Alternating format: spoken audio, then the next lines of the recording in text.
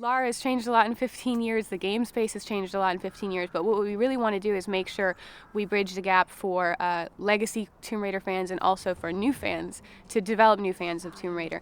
The key differences in the game, obviously, is that it's an origin story, it's a young Lara, it's her first adventure, she's untested and unsure and somewhat new to this space.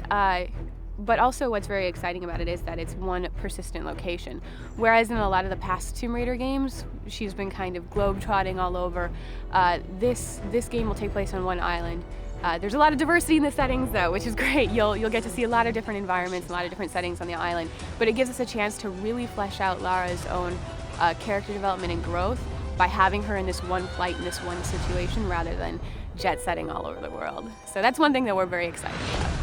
We're still keeping the core Tomb Raider pillars, which are going to be exploration and traversal, the puzzle-solving elements in the combat, but what we're doing is we're taking a look at them through a lens of survival. So we're looking at combat and we're saying, how can we make this feel like a desperate situation and feel like it's a necessity of survival? We're looking at traversal and exploration to that lens of survival. And then we're also looking at the puzzles where traditionally you would have Lara running about, flipping switches, finding keys. We're looking at it as a smart and resourceful Lara who looks at her environment and she evaluates the situation, and she has to learn how to take pieces of her environment and reappropriate the environment to her own needs to escape situations or to solve puzzles. So it's really just taking those core pillars and making them fresh and relevant for today's audience, but I think people who play it are absolutely gonna feel the Tomb Raider in it. I found a truth.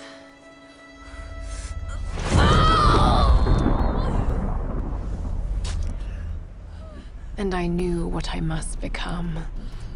The island is absolutely very mysterious. The story is that it's Lara's first adventure. She's 21, her ship is wrecked off the coast of Japan.